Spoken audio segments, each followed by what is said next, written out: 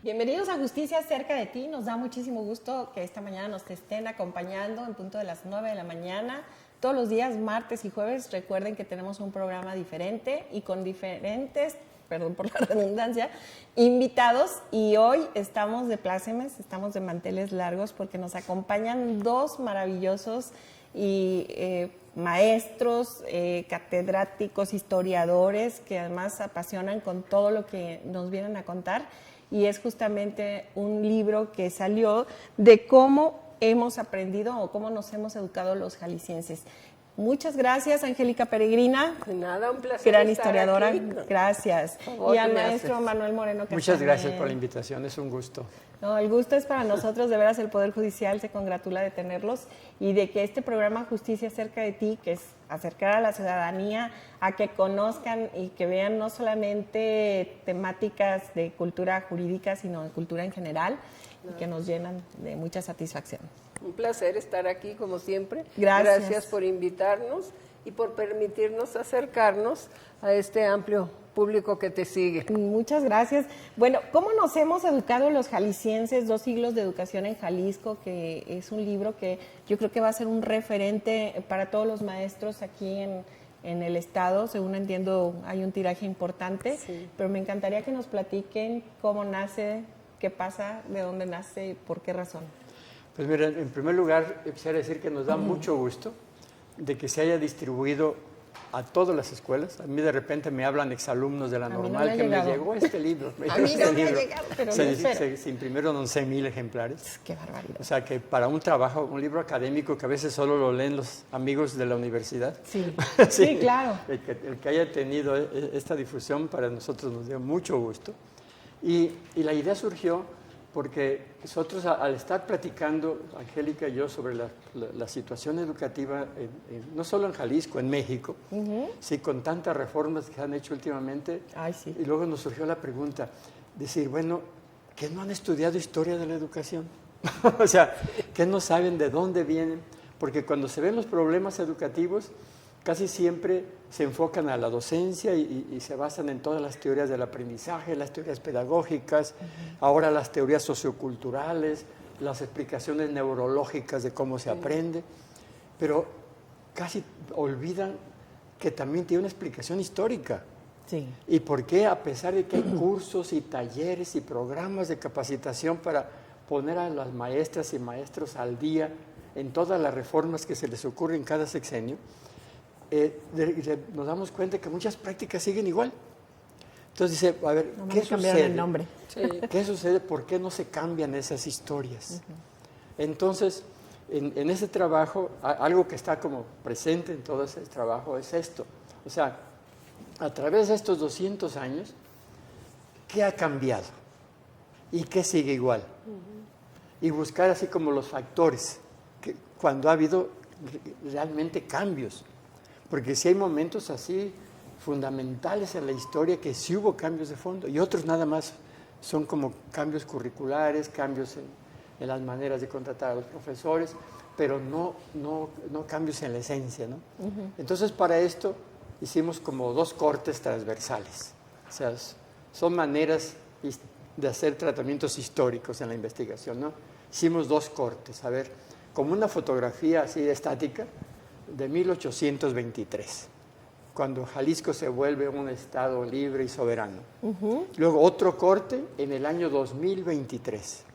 Ay, caray, ya más reciente. Sí, 200 años. Reciente. Y luego decir, a ver, y ver varios factores, que luego hacia allá apuntan los artículos. A ver, ¿cómo era la formación de los profesores? ¿Qué tecnologías se usaban? ¿Qué teorías pedagógicas estaban en boga? ¿Qué pasaba con estas instituciones? O sea, varios aspectos, como una fotografía. Y luego, a ver, ¿y en el 2023 qué? Y luego te encuentras que al hacer lo que llamaríamos en historia estudios longitudinales, o sea, a lo largo de los 200 años, vemos que algunos procesos no tuvieron factores que incidieran en cambiarlos. Por ejemplo, hay profesores en la universidad que siguen enseñando igual que hace 200 años. O exámenes profesionales que se hacen igual que en la Edad Media. O sea, hay lo que tienen algunos historiadores le llaman a esto historia de las mentalidades, cómo hay cuestiones como las religiones, los hábitos alimenticios, la cultura escolar, que hay que tomar tiempos muy largos, como dice el historiador Fernán Braudel. Hay duraciones cortas y duraciones largas. Entonces, eso también tuvimos que ver, cómo hay algunos procesos, como para estudiar las teorías pedagógicas.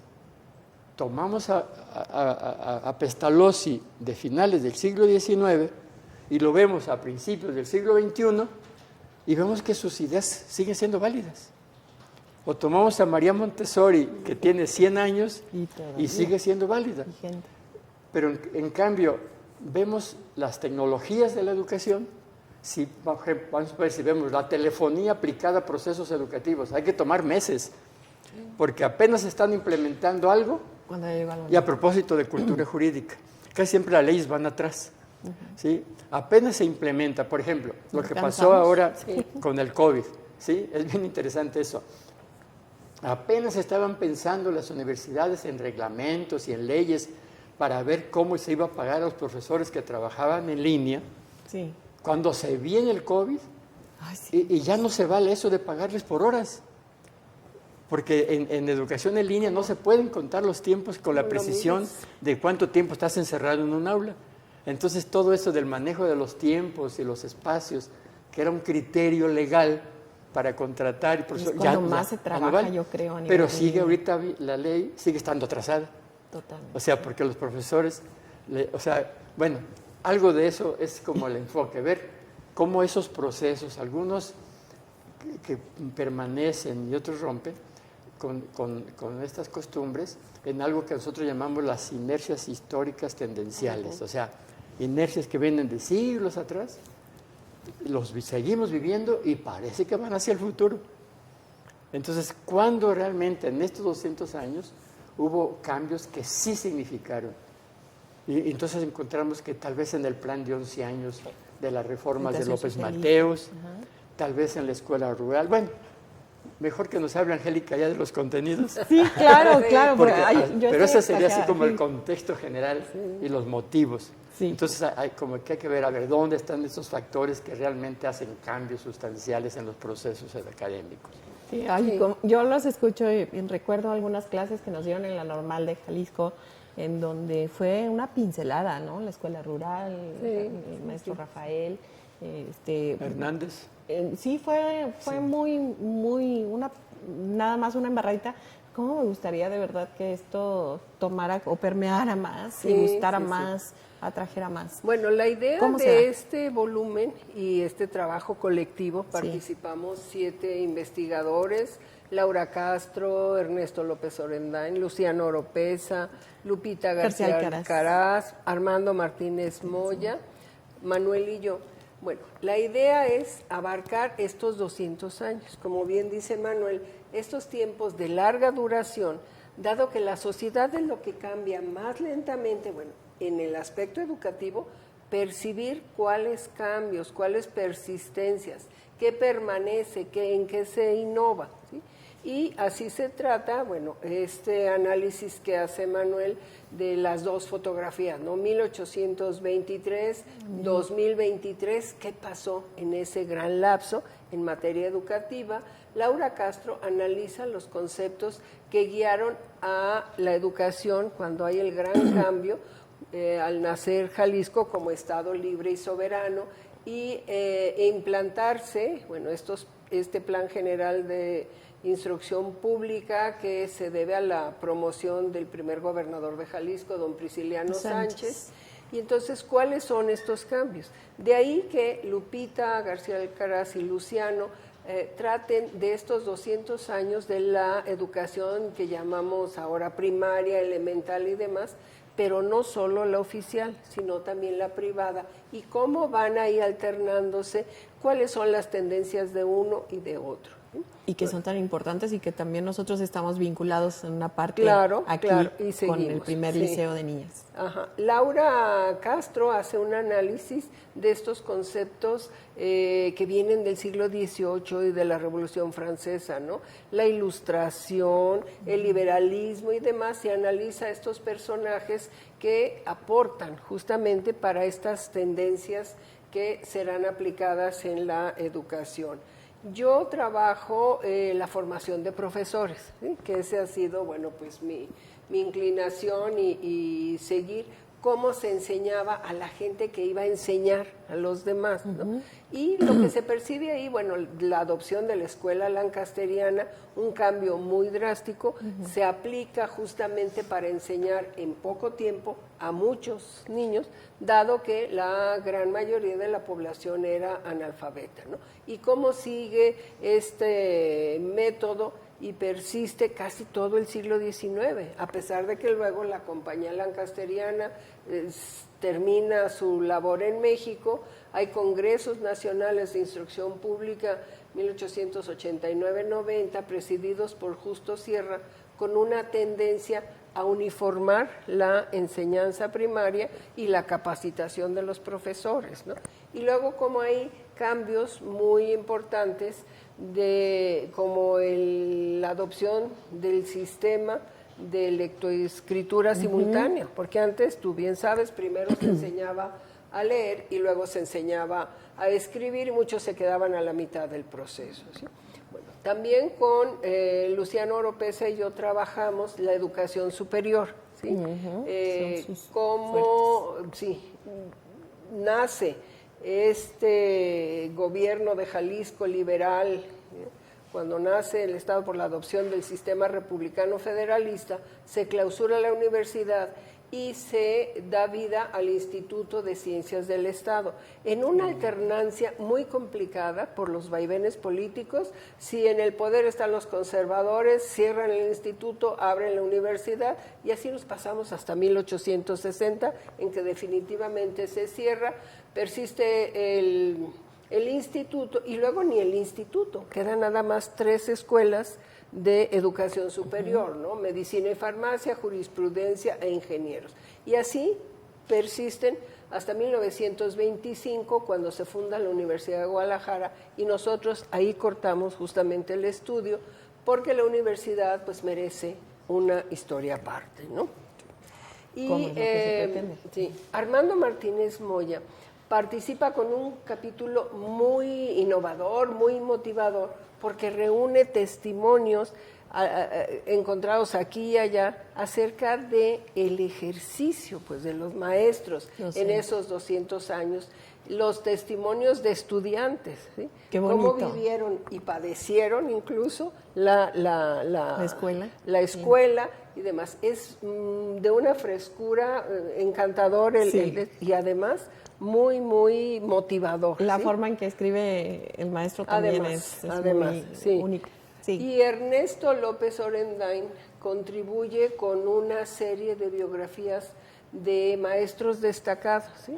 Es una gran aportación, porque nosotros sabemos de algunos maestros, tienen nombre de calle, etcétera, etcétera, pero ¿dónde está la información? ¿Qué hicieron? ¿Dónde nacieron? En fin, ¿no? Entonces, con una serie de biografías, no fueron más, bueno, porque el volumen, ustedes ven, ya 600 páginas, bueno, pues ya no iba a caber, ¿no? Entonces, a grandes rasgos es lo que contiene este libro. Pero si su título se plantea con una interrogación, es porque nos quedan todavía muchas cosas por aclarar. Aquí el lector no va a encontrar todas las respuestas, ¿sí? No las sé. Claro. Y además, en el libro, bueno, somos conscientes de que no se tocan de manera particular ni el preescolar, que es un nivel que, bueno, no tiene 200 años, pero sí ya pero merece también su capítulo, claro. Sí, ni de manera particular la enseñanza que estaba entre la primaria y la universidad, ¿sí? Que hoy llamamos secundaria o enseñanza media y media superior, ¿sí? Eso merece otro trabajo aparte. Pero esto, con lo que consideramos que contribuimos, pues ya es una visión de largo plazo, panorámica, para que los jaliscienses sepan, ¿sí? Bueno, pues cómo se enseñaron a leer y a escribir. Híjole, qué bonito y qué interesante, de verdad me quedo yo sin aliento de estarlos escuchando, porque siempre es un agasajo saber todas estas vicisitudes. Y ahora, ¿cuánto tiempo les tardó hacer este libro? 2 años. Porque recuerdo cuando se estaba gestando, era una simple plática. Más o menos 2 años ya trabajando con esto. pero lo que hay atrás de esto, ¿sí? Muchísimo más. Reuniones. Yo, por ejemplo, 20, 25 años de trabajar lo de formación de profesores y educación superior, ¿no? Sí. Manuel, bueno, tiene toda la vida pensando cómo se ha enseñado a enseñar. Sí, por ejemplo, yo antes de esto hice 2 trabajos. Uno también lo publicó el gobierno del Estado y la Universidad de Guadalajara, se llama La Escuela de la Revolución. Sí. Y luego después, con base en eso mismo, escribí otro libro que se llama La teoría y práctica de las escuelas primarias de Jalisco de 1910 a 1940. Y desde ahí me surgió esa inquietud de por qué, por ejemplo, si ahora revisamos lo que llaman Nueva Escuela Mexicana o lo que llamamos Recrea, cuando vemos las teorías que están ahí, en el fondo son las mismas de hace 200 años. Totalmente. O sea, vemos que ahí están las ideas de Pestalozzi, las ideas de Kilpatrick, que ya van para 100 años, sobre el método de proyectos, los enfoques transdisciplinarios que ya estaban en el plan de 11 años. O sea, como que es muy interesante trabajar esto, o sea, las ideas que están presentes, pero a veces las vemos presentes en los documentos oficiales, en los discursos, pero ya como que en la práctica se diluyen. Se van, claro. Sí, claro, o sea, pero porque una de las cosas que vemos ahí, y tanto en la Nueva Escuela Mexicana como en Recrea, en ambos documentos se habla que para que esa propuesta pedagógica sea cierta, se requieren cambios en las estructuras organizacionales y en la administración. Y esos cambios son muy lentos, claro, no se hacen. Cuestan mucho. Entonces, no se han hecho. Por ejemplo, lo que se propone desde hace 100 años, el método de proyectos. Es muy difícil que se realice cuando un profesor de secundaria tiene que andar corriendo de una escuela a otra para completar sus 40 horas. Ay, sí, entonces, ¿a qué horas va a ser? Se va a juntar con sus compañeros para el trabajo colegiado, para hacer el método, los proyectos de escuela, y más difícil, los proyectos de comunidad. O sea, como que es una cosa de las que nos lleva a pensar estos documentos. Y quiero aclarar esto para las personas que no saben cómo trabajan los maestros. Esto que usted menciona es bien interesante, porque es fácil culpar a los maestros. Ay, es que no cumple, no esto, no lo otro, pero no saben lo que hay detrás. Un maestro concursa por horas para trabajar en algunas secundarias. Entonces, se gana 5 en Tonalá y otras 3 en el centro de Guadalajara y otras 4 en otro lado. Entonces, imagínense esos traslados para esas personas, o acomodar sus horarios. Ese es bien complicado y eso muchos no lo sabemos. ¿Y a qué horas van a hacer el trabajo colegiado que exigen porque las propuestas pedagógicas, las de Recrea y las Nuevas Escuelas Mexicanas son muy buenas, pero las condiciones organizacionales, que es otra de las historias que habría que hacer, la historia de las estructuras organizacionales de las instituciones académicas. Sí. O sea, hay tanta historia que investigar. Hay muchos vertientes por donde irse, muchos vericuetos, pero esto va a ser seguramente materia de otro programa. Así será. Sí. Porque ya se nos acabó el tiempo y de verdad a mí... Pues hay que dedicar a la parte que interesa a esta área, a la parte legal. Exacto. Sí, la legislación educativa. Invitamos a Óscar, él hizo varios estudios sobre legislación. Óscar García Carmona, sí. Ojalá y nos esté viendo y ya sabe que aquí ya está comprometiéndolo. Sí. Él hizo un documento junto con Sonia Ibarra, paz descanse, sobre esta normatividad, ¿no? Sí. Hizo 2 tomos, si no me equivoco. Sí, solito, Óscar. Ah, bien. No, sí, bueno, sí, pues, sí. Entonces ya queda el compromiso. Claro que sí, con mucho gusto vendremos. Muy bien. Ay, pues muchas gracias, de veras, el presentarnos este libro. ¿Dónde lo podemos encontrar? Sabemos que los maestros tendrán acceso a un ejemplar. Bueno, es un ejemplar fuera de comercio que financió, se imprimió con el equipo de publicaciones del Colegio de Jalisco y la unidad editorial del gobierno del Estado fue la que lo imprimió.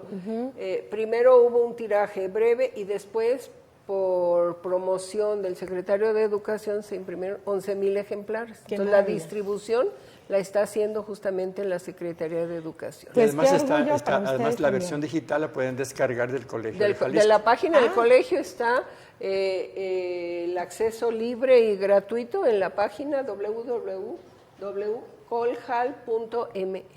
Perfecto, entonces miren, ahora otra cosa, estaba escuchando de varios textos, varios libros que ustedes tienen, son grandes productores de libros. ¿Dónde podemos encontrarlos? Estaba escuchando con usted de la Universidad de Guadalajara. Guadalajara tienen sus Sí, textos por en ejemplo, las librerías. algunos están en el sitio del sistema de universidad virtual. Ajá. Hay un área de biblioteca y algunos ¿Y se pueden descargar? No todos. Yo en lo particular sí tengo un sitio que siempre lo estoy trabajando, nunca lo termino de hacer en internet, que se llama profesormanuelmoreno.com. Y ahí tengo algunos de estos trabajos. Profesormanuelmoreno.com. Sí. Es pegadito, minúsculas. Sí. Bien, Sí. muchas gracias. Y yo algunos Angélica, están en la página del colegio. página del colegio Y, de Jalisco. y todos en la biblioteca del colegio. Y Ahí en se los pueden ir a- cuadernos, en los estudios jaliscienses. Bueno, y la revista Estudios Jaliscienses Tiene varios temas de sí, eso. tiene muchos números dedicados a la educación y tiene su propia página. Que también. ahí yo me acuerdo de esa revista porque no la presumió el maestro José María Muriel, que Sí. ahí es donde puede uno encontrar todo, porque Sí, Angélica dijo que ella había sido la creadora, justamente. o Y ahora la soy que- la editora. Ah, bueno, entonces... La revista va a ahí cumplir humildemente. 35 años, ¿sí? Wow, Sí, no, entonces, qué orgullo, sí, qué bonito. Vamos, bueno, es de mayo, pero ya tenemos impreso el número 140 de mayo de 2025. Bueno, Sale pues ya 4 sabemos veces dónde al año. encontrarlos. Sí, ahí están. Muchísimas gracias Gracias nuevamente. a ustedes. Gracias a todos ustedes por el favor de su atención. Nos vemos en la siguiente cápsula. Claro que sí. Muchas gracias. Fue un Hasta placer estar pronto con y nos vemos. Nos vemos.